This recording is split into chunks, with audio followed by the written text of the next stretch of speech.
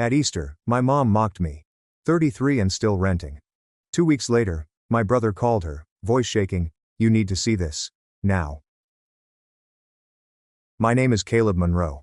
I'm 33 years old, and 8 months ago, my mother stood up at Easter dinner, raised her glass, and informed 29 relatives that I was the only Monroe who still couldn't afford a roof over his head. She said it with a smile, as if it were an innocent comment, not a verdict. At his age, she added, her gaze fixed on me, a guy should at least own something. Laughter spread over the table. Not too loud, Peta, like when you don't want to be implicated but yet don't want to disagree. My father nodded, looking into his wine as if it could offer him instructions. He always agreed without speaking. My oldest brother, Andrew, reclined back in his chair, giving me a half smile, half shrug. The empathetic kind. The kind that says, "I would help you if you helped yourself." "Everyone moves at their own pace," Andrew said loudly enough for the table to hear. "Not all of us figure things out quickly." My mother reached over to squeeze his arm. "You did," she exclaimed proudly. 5 bedrooms and good schools. That is steadiness." I sat there, fork poised above my plate. Food cooling down, felt my face remain calm as something hot and metallic spread under my ribs. Nobody asked me anything. No one expressed concern about how I paid my expenses or why I lived where I did. My existence has already been summed up for them. Edit it. Distribute it. I smiled. I always grinned because she was mistaken. Just not in the way anyone at the table had imagined. 2 weeks later, Andrew stood transfixed at the front gate of my new home. The phone shook so badly in his hand that he had to rest it on his chest. He did not go inside. He did not even ring the bell. He merely stared, dialed, and spoke into the phone, his voice breaking in a way I had never heard before. "Mom, you should see this right now." But that moment was not unexpected. It was 14 years in the making. At the time, my entire life fit into a 480-square-foot studio on Portland's east side. One window, thin walls, and a kitchen faucet that dripped every 4 seconds no matter how tightly I turned the handle. When freight vehicles passed on the main road, the glass rattled as if it were about to leave. I didn't hate the place. At 29 I convinced myself that this was simply the expense of starting from scratch. And I mean zero. I worked as a cybersecurity analyst for a mid-size corporation in downtown. After 5 years of jumping between contract employment and temporary responsibilities that seemed to last forever, I finally got a genuine title. The salary was $74,500 before taxes. Monthly payments for student loans were $1,650. I consumed a lot of rice, frozen vegetables, and whatever protein was the cheapest that week. I drove a 2013 Honda Civic with a damaged dashboard and a radio that only worked when you struck a pothole exactly right. I had a spreadsheet on my phone. Groceries, gauze, rent, and savings. It told me just how much I could spend without getting behind. Some individuals consider that restricting. I called it survival. That was the story of my life my mother liked to tell her relatives. Except she always made things sound worse. "Caleb is still renting a little studio," she'd say at family dinners, her voice echoing across the table. "That tech thing he does is so unpredictable. I worry about him." What she did not disclose was why I got student debt in the first place. When I was 19, 2 weeks before starting my freshman year at Oregon State, my mother sat me down at the kitchen table. Her voice was gentle. She practiced how it feels when she has already decided on the outcome. "Your college fund did not survive the market." She claimed it was gone. "I'm so sorry." I cried. She held me. The next morning, she assisted me in completing federal loan papers as if this was standard procedure, as if there had never been another option. Meanwhile, my older brother Andrew's life shifted in the opposite way. By the age of 28, he bought a 5-bedroom mansion on Lake Otsego. I'm married and expecting my first child. When asked how he did it, my mother always recounted the same story. Andrew made a save. She would say he's always been financially savvy. I planned beforehand. At Thanksgiving she'd take guests through his house as if she'd planned it herself, pointing out the fixtures, layout, and backyard. I'd sit at the far end of the table while she lauded his steadiness as a moral accomplishment. "Caleb is still finding his footing," she added, smiling at me. "Everybody moves at a different rate." Andrew nodded compassionately. Sometimes he'd pat my shoulder and say, "You'll get there, man." As if encouragement could replace equal footing. My father never contradicted her. He cut his food carefully and remained quiet. I wholeheartedly believed my mother regarding the college fund. I believed that for many years. I based my adult life on the belief that I was simply unlucky because Andrew had been better prepared. That notion persisted until one phone call on a Wednesday night in October 2023. After that, nothing in my past looked the same again. The call arrived on a Wednesday night in October. I sat on the floor of my studio. I opened my laptop to debug a firewall setting for a customer presentation the next morning. The apartment was silent, save for the faucet. Drizzle, drip, drip. 4-second intervals. I hadn't bothered to correct it. Some things you simply learn to live with. My phone vibrated. Uncle Robert. He never called. We texted on birthdays. That was it. I almost left it to voicemail. Caleb, he said when I picked up. His speech sounded tense, as if he had been walking in circles. I've been debating this for a long time and can't take it any longer. Carrie, what? I inquired. There was a pause. I could hear him breathing. Your mother did not lose your college funds. The words had landed, but they did not make sense yet. She withdrew it, he explained. All of it. $47,920. In April you turned 19. I did not speak. I glanced at my laptop's screen, the lines of code blurring together. I was in the bank, Robert continued. I watched as she signed the withdrawal form. I told her that it was wrong. She advised me to mind my own business. Then she didn't talk to me for 2.5 years. The faucet continued to drip on time as if it had a job. The money was transferred directly into her joint account with your father. He stated that Andrew closed on his house 2 weeks later.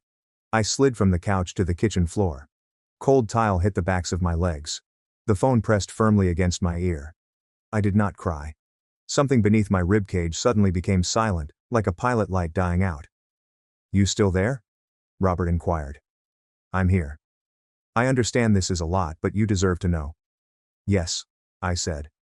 My voice did not sound like mine. I did. Before hanging up, he said one more thing. I preserved the bank statements. Caleb and all of them. Tell me when you're ready. The call went dead. I sat on the floor for a long time afterwards. I did not sleep that night. I laid on my back staring at a water spot on the ceiling, and did the math. I withdrew $48,000 during my senior year. Even with cautious growth, that fund would be worth much more now. However, the money was not the worst part. The toughest aspect was understanding that my mother had not panicked. She had not made an error. She had made a choice. And she'd been telling me lies about it for 14 years. I did not confront her. This astonished me at first. Anger was present, hot, sharp, and ready. Yet I could already see how that conversation would unfold frame by frame like a movie I had seen my entire life. If I phoned my mother, she would either deny it, soften it, or cry, causing a misunderstanding. She'd claim Robert was bitter, that he had always despised her, and that he was attempting to poison me against the family. Andrew would defend her without even knowing he was doing so. He'd say things like, Mom would never do that, or, you're exaggerating the situation. My father would sit in his recliner, the TV turned up 3 notches higher than usual, and say nothing. Within 48 hours my mother would have contacted every aunt and cousin to inform them that poor Caleb was in a downward spiral. That work stress was getting to me, and I was acting out because I felt insecure. I would not just lose the debate, I would become the problem. Confrontation gives liars a platform. I lay there that night, staring at the ceiling.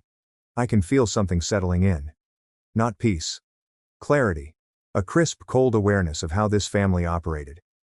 If I remained silent, nothing changed. I stayed with the footnote. A cautionary tale. The son who rented and worked in the technology field. If I addressed her, I would lose control of the plot. Neither option propelled me forwards. So around 1:40 a.m., I opened my laptop. I created a spreadsheet. 3 columns. Monthly income, monthly savings, and target. The aim was not modest. It was in the mid-7 figures. I didn't connect any emotion to it. It wasn't vengeance. It was mathematics. I stopped worrying about fairness. Fairness is a theoretical concept. I began thinking about leverage. I determined I was not going to argue my way to respect. I was not going to beg for acknowledgement. I was not going to explain myself to those who gained from misinterpreting me. I planned to develop something so strong that it would not require any defense. I shut down the laptop, set my alarm for 6:15, and fell asleep for the first time that night. I had a presentation in the morning and a much longer plan in the works. The next morning, I put on a clean clothing, drank awful coffee, and went to work as if nothing had happened. That became a pattern. I did not make an announcement. I did not confront anyone. I didn't even tell Uncle Robert that I was ready for the statements yet. I simply showed there and worked silently, relentlessly, and with a level of intensity I had never knew I possessed. There was only one person in the company I trusted. Diane Whitaker, VP of Threat Intelligence. 56. Silver Bob. She wore reading glasses on a chain, like a librarian, and could break down your entire network in 12 minutes. I did not inform her about my family. Not then. I asked one question. What does it take to advance up here? She stared at me over her spectacles for a long time, not evaluating or measuring. You are already doing the work. She said you only had to quit being invisible. She slipped the folder across her desk. A suggestion for conducting an enterprise security audit. Our largest client is a regional hospital network. The previous team leader had quit in the middle of the project. Tight timeline, high visibility and no room for error. This is yours if you want it. She said it was nasty. If it fails, it will be very loud. If it works, those above me will learn your name. I took the folder. My life became consumed with work and discipline throughout the course of the next year. 11-hour days became the norm. 13 wasn't uncommon. I transferred 35% of my paycheck to an investment account, index funds. Nothing spectacular, and I forced myself to forget that money existed. On Sundays, I meal planned chicken and rice. I stopped going out. I discontinued my streaming subscriptions not out of misery, but with intention. Every modest sacrifice has a purpose. Now. At home, the faucet continued to trickle. I allowed it. Nothing changed during family dinners. My mother continued telling everyone I was still renting. Andrew continued nodding compassionately. My father remained quiet. I did not contest the story. Thus it remained unchanged. I stopped saying anything about my employment. Not because I was hiding it, but because whenever I discussed employment in the past, my mother dismissed it as if I was talking about a pastime. The last time I told her about a successful project, she'd ask, "Are they going to keep you with that computer stuff?" Within 2 phrases, she had turned the subject to Andrew's backyard remodeling. So I stopped talking. Nobody noticed. The hospital audit was completed on schedule, under budget, and without incident. The client agreed to renew for 3 years. Diane gave me a 2-line email on the final day of the contract. Nice work. Come see me Monday. Diane called me into her office again 13 months later, on a Wednesday night. I assumed that something went wrong. I was mistaken. She promoted me to team leader. Salary rose to $118,000. New badge, floor, and title in the company directory. I did not make a post about it. I did not call my family. I've just updated my spreadsheet. A year may alter everything if you don't spend it justifying yourself. Christmas arrived. As always, Andrew served as the host. His place smelled of cinnamon and fresh paint. He spent $36,000 remodeling his living room. Announced within 5 minutes of our arrival. My mother guided visitors like a docent. Andrew chose the wood himself. Wasn't the kitchen arrangement his idea? This is what planning looks like. Then she found me by the drinks table. Are you still renting that small place? She asked. Yes, Mom. So, at least you're saving, right? Her sympathy was well-tuned. Only enough to sting. Andrew appeared around her elbow. You know, Caleb, if you listen to me about real estate, I'll be all right. I'm just trying to help, he responded. You don't need to be defensive. I am not. My mother patted his arm. Your brother acquired this house on his own. That is what a plan looks like. I sipped my water, smiled and said nothing. Later in the corridor, Andrew's wife's husband, Michael Reed, approached me. He seems to have understood the virtue of saying less. Your mother speaks so much, he remarked gently. Do not believe everything. It was the nicest thing anyone in the house said to me all night. My mother's behavior became increasingly aggressive in February. She left a voicemail at a number I did not recognize. This time it's a woman. The voice is pleasant and confident. Hello, Caleb. This is Rachel Collins. Your mother believed we may get along. I work in commercial insurance. I own a property in Beaverton. I deleted it. 20 minutes later, my mother texted. Rachel is a desirable individual. She owns her home outright. Caleb, you're 33. I responded once. I did not ask you to set me up. She responded immediately. I'm trying to help. A man needs steadiness. I closed my phone and returned to work. That night I completed a server migration without any downtime. My team flooded Slack with celebratory emojis. I brewed tea, sat on my studio floor and opened Zillow. Not for Rachel. For me. I was not chasing a house. I was increasing gravity.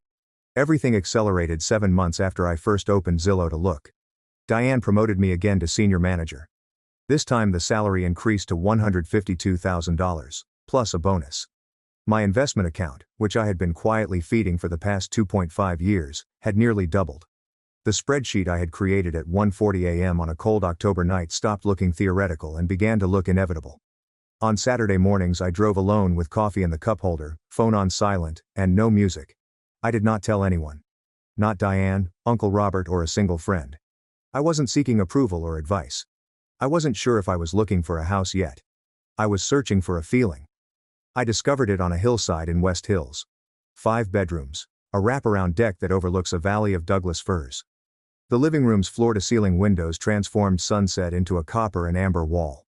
Hardwood floors that creaked just enough to feel authentic. A stone fireplace.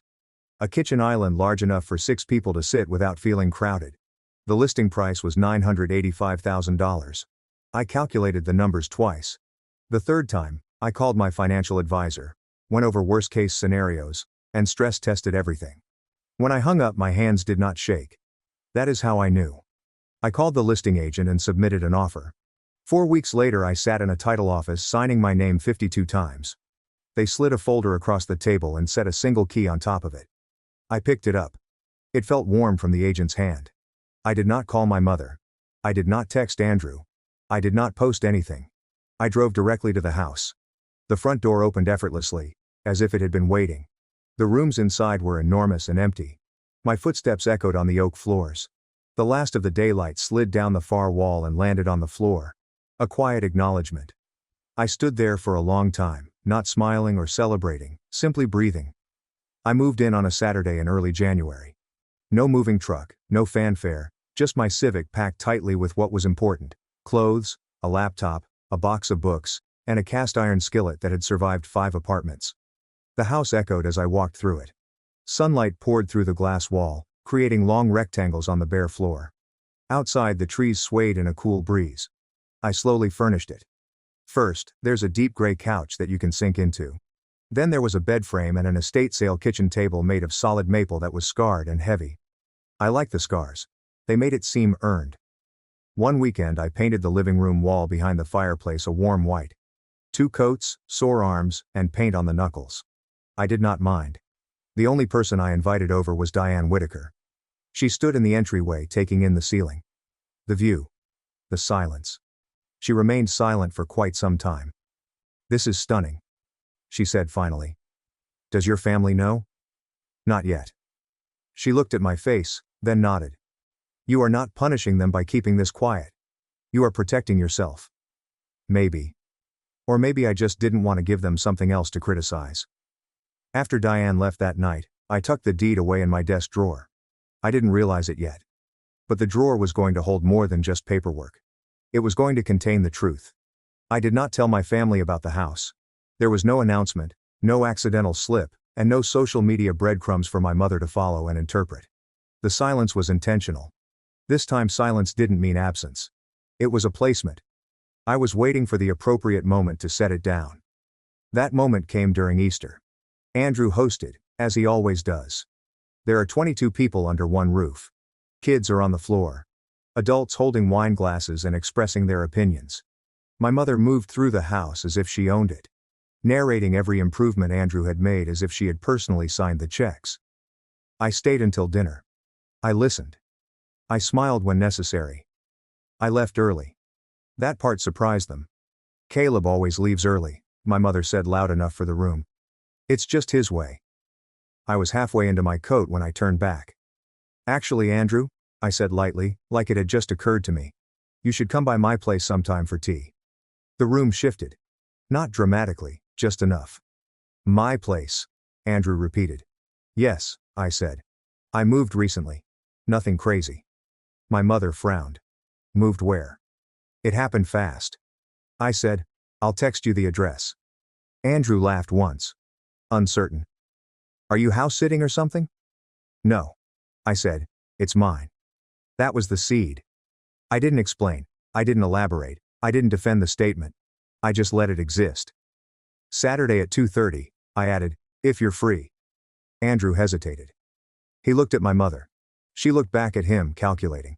Something had gone off script and she didn't like not knowing her lines. Sure, he said finally. I'll come. Great, I said. Bring coffee if you want. Or don't. I pulled on my jacket and headed for the door behind me. I could already hear my mother recalibrating. He's probably renting something else, she said quickly. You know how he is. But I caught something else before the door closed. Uncle Robert, sitting in the corner, met my eyes and smiled just once. That week passed slowly. On Saturday morning, I cleaned not because the house was dirty, but because I needed my hands busy. I vacuumed floors that didn't need it, wiped down a granite island that no one had touched. I set 2 mugs on the kitchen table. At the edge of the counter, she cinched. My phone vibrated. Andrew, on my way. What's the address again? I sent it. A pause. Then another message. West Hills. That's a nice area. I didn't reply. I set the kettle on, arranged the scones, and waited. Andrew arrived at 2:17. I know the time because I was already standing by the window when I heard gravel crunch under his tires. His SUV stopped at the edge of the driveway and just sat there, engine running, visible from the living room. I could see him through the windshield, staring at the house like it had violated some internal rule he'd been living by. He didn't get out right away. 45 seconds passed. Then another. Finally, the engine cut. He stepped out. His keys were still in his hand and he looked up at the front of the house. The windows, the deck, the slope of the hill behind it. His mouth opened slightly, then closed again. I opened the door before he rang. Hey, I said. You made it. He walked up the path slowly, like the ground might change under his feet. When he stepped inside, he stopped dead in the entryway. The ceiling rose above him. The staircase curved off to the right. Straight ahead, the living room opened into glass and sky. This is, he turned in a slow circle. This is your place. Yeah. He walked forward without taking his shoes off, crossed the living room, put his hand on the stone fireplace like he needed to feel something solid. Then he moved to the glass wall and stared out over the valley. How? He asked finally. I worked. I said, I saved. He laughed once. It came out wrong. Too sharp. No, I mean, how did you afford this? I didn't answer right away.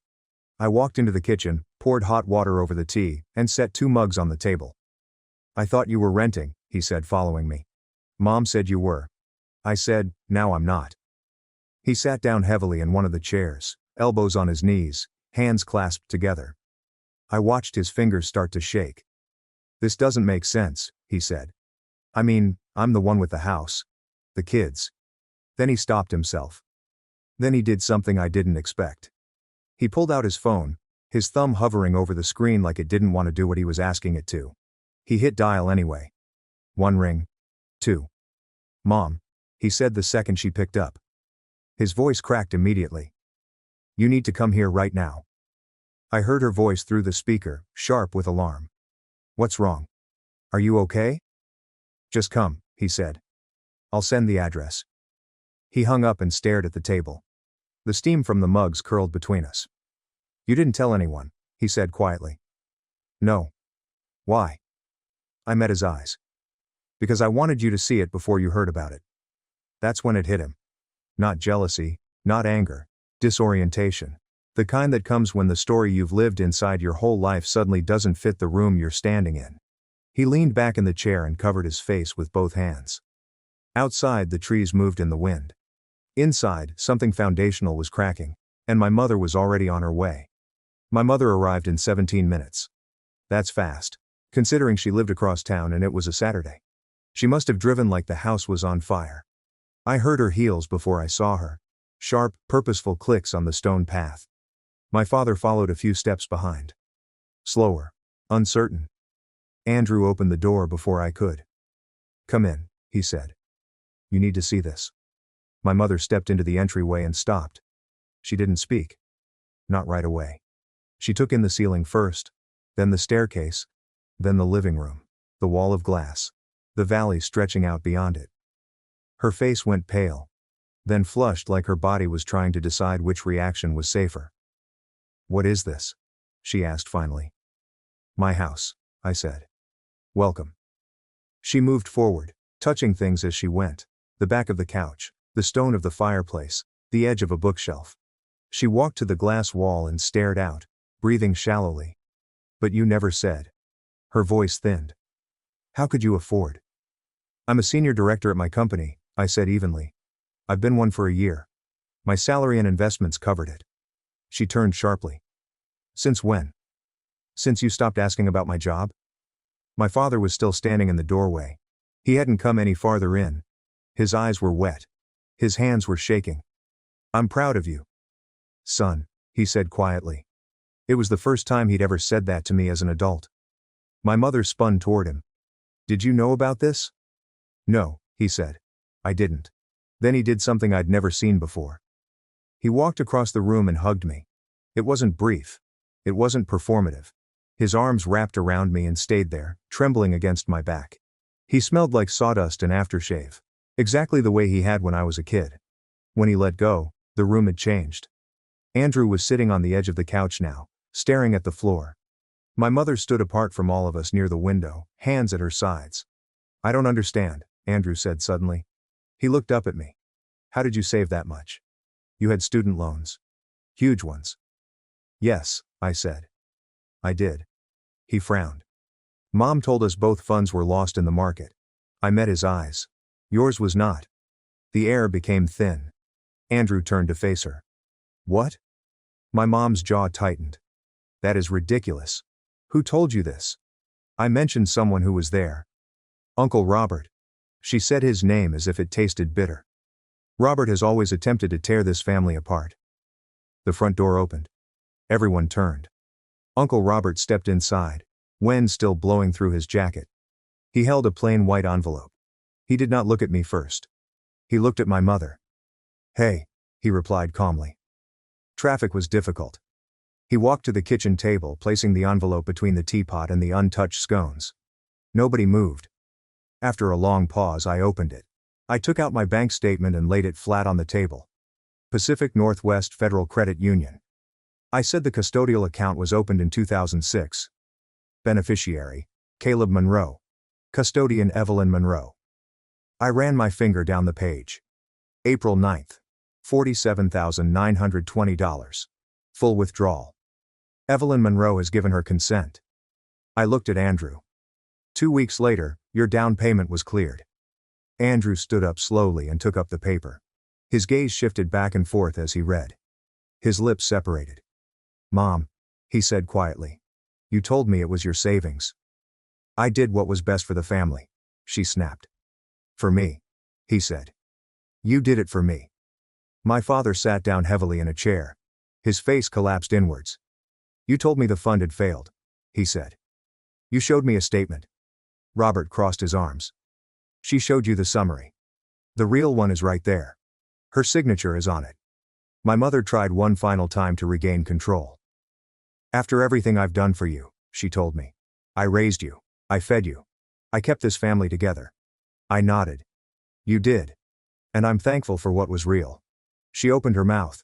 I held up one hand, not angry, but firm. But you also stole from me and lied about it for 14 years, I complained. Both can be true. The room became silent. My mother had no scripts left. For the first time in my life, she didn't have an audience. I did not raise my voice. This was the part that surprised everyone. Anger would have made sense. Yelling would have been expected. My mother had survived for decades under the assumption that if things got loud enough, she could redirect them. I was not going to give her that. I'm not asking for my money back, I said. Andrew gave me a sharp look. My father did as well. My mother froze as if she had misheard. I do not need it. I continued. I created this without it. I motioned around the room. Not broadly. Just enough. That does not erase what happened, I stated. However, you cannot claim that this is motivated by greed or resentment. It's about the truth. My mother inhaled, preparing for another defense. I did not let her start. What has changed now, I explained, is the story. I focused on Andrew first. You're not allowed to feel guilty on my behalf, I said. However, you must stop pretending that you earned something on your own when you did not. He nodded once, tightly. He refused to argue because he was ashamed. I then turned to my father. You don't get to be quiet anymore. I said gently. Silence is not neutrality. It's a choice, and it has cost me enough. His eyes lowered. He did not say no. I finally faced my mother. This house isn't a stage, I explained. If you come here, you are a guest, not a narrator. She stared at me with thin lips. You can't tell people I'm struggling when I'm not, I said. You can't rewrite my life to make someone else look better. You do not have the authority to turn me into a warning story or a charity case. Her voice sounded small. I tried to motivate you. No, I replied calmly. You had control over the narrative. The words landed cleanly. Undeniable. I said, I am not going to cut anyone off. However, I am establishing rules. Honesty, no side conversations, no concerned phone calls to family members about my life. I paused. And if those rules don't work for you, I explained, that's fine. You simply won't be here. The teapot clicked gently as it cooled. Nobody argued because there was nothing left to argue over. The fallout did not occur all at once. It moved in the way that truth usually does in families like mine. Quietly, sideways, carried by phone calls that were never meant to travel far. By Sunday night, everyone knew what Andrew had told his wife. She informed her sister. That sister informed her husband. By Monday morning my phone was ringing. Aunt Lorraine comes first. Caleb, she said breathlessly. Your mother informed us that you were struggling. For years we didn't know. I did not correct her tone. I did not need to. I know, I replied. Uncle Harold called next. Kid, why didn't you say anything? There was a pause in the line. A long one. Would you've believed me? I asked. He didn't respond. Cousin Emily texted. I feel ill. I apologize for every time I offered assistance you didn't require. What none of them said, but everyone understood, was that they hadn't simply been misinformed. They had been managed. My mother had long controlled the family narrative and no one questioned it. She had no need for dramatic lies. She used gentle editing, soft framing, and concern rather than accusation. By the time the truth was revealed, it was clear how carefully the story had been maintained. And once broken, it couldn't be fixed. Relatives began calling my mother not to comfort her, but to ask difficult questions. She was unable to redirect questions with a laugh or a change of subject.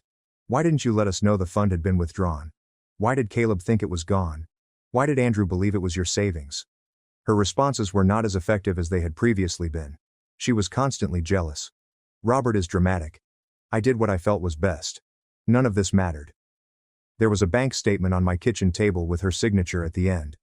Ink has the ability to end arguments. The calls slowed and then stopped. Lorraine did not invite her to book club that month. Harold did not ask her to plan the 4th of July cookout. A cousin quietly removed her from the family group chat, which I hadn't been added to in the first place. My mother did not rage. She did not confront anyone. She simply stopped breathing. The telephone stopped ringing. The invitations dried up. Her decades-long authority dissipated without ceremony. Andrew, too, pulled back. This time out of confusion rather than anger. The ground he'd been standing on for his entire adult life had shifted, and he wasn't sure where to put his feet. For the first time, my mother was not the focal point of the room. She was just another person waiting to be called, but no one was dialing. The silence that followed was not peaceful. It had been unfamiliar for weeks.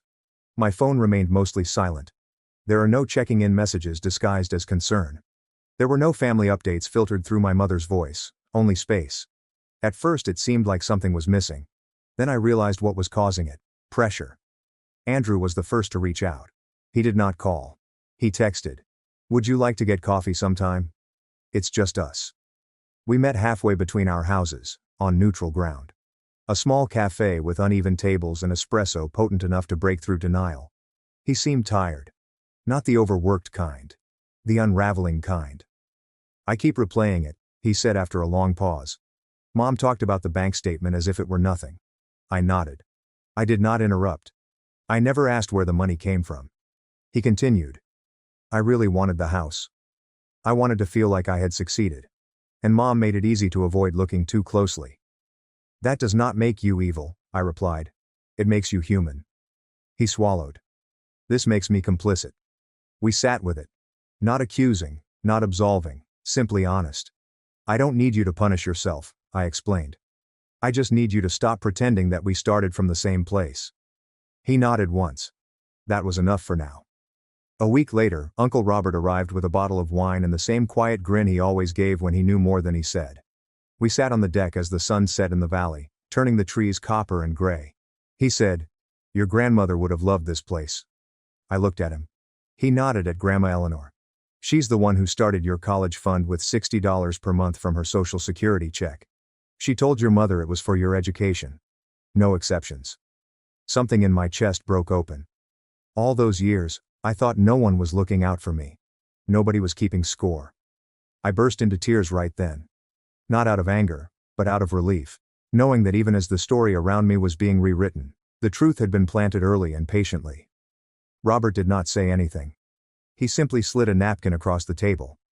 Andrew and I began meeting once a month following that. At first it was awkward, but it soon became easier.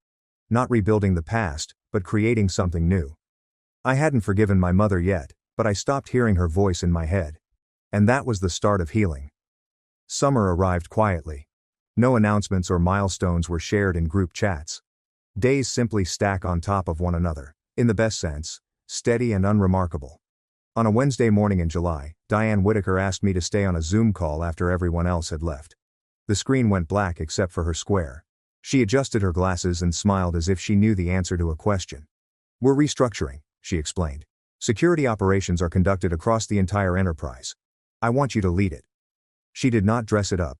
She did not need to. Vice President of Security Operations with a mid-seven-figure portfolio and teams spread across 4 offices. Real authority, not a symbolic one. I accepted. I thanked her. I shut my laptop. That was it. I did not make a post about it. I did not call my family. I did not even inform Andrew right away. Some things feel different when they are yours first. Before anyone else could react to them, the house settled in. Mornings on the deck with coffee and a low fog hanging over the valley. Evenings with the fire lit. The windows cracked just enough to let in the smell of rain and pine. I replaced the dripping faucet. My father and I fixed the loose railing one afternoon without saying much. He did not apologize. He did not explain. He just showed up. My mother called once in late August. I left a voicemail. Her voice seemed smaller than I remembered. "I hear you're doing well," she said. I am glad I did not call her back. Not out of spite, but out of clarity. I was not prepared to let her narrate this chapter, even in quiet. Andrew and I continued our monthly coffees. It's less heavy now. More real. He stopped competing. I stopped bracing. The life I had created did not need to be defended or showcased. It existed whether anyone recognized it or not. And that was the upgrade, not the title, salary, or house on the hill. But the freedom to feel comfortable in my own skin without waiting for permission. I'm sitting in my living room, telling you this. The fire is on. A mug of coffee on the side table has gotten lukewarm because I've been talking for longer than I intended. Outside, the valley is gray-green under low clouds, and the trees are swaying slowly because the wind can't decide what to do. For a long time my mother measured success by square footage. My brother measured it in comparison. My father measured it by maintaining peace, which I discovered is not the same as keeping anyone safe. And for years I lived my life in silence. Not the kind that hides, but the kind that builds. I don't hate my mother. Hate is heavy, and I've already carried enough. I don't hate my brother either. He's trying now, awkwardly and imperfectly. That counts for something. I stopped waiting. Waiting for approval. We are waiting for fairness. Waiting for someone else to tell my life story correctly. I created something they couldn't ignore, but not to punish them. Not to prove them wrong, but because I deserved to live a life that was not predetermined by someone else. If there is one thing I have learned the hard way, it is this. Silence is not weakness. Sometimes it's all about strategy. You don't have to confront anyone, but you do owe yourself the truth. And boundaries are not walls. These are doors with better locks. If any of that resonated with you, let me know which line hit the hardest in the comments. I read each one.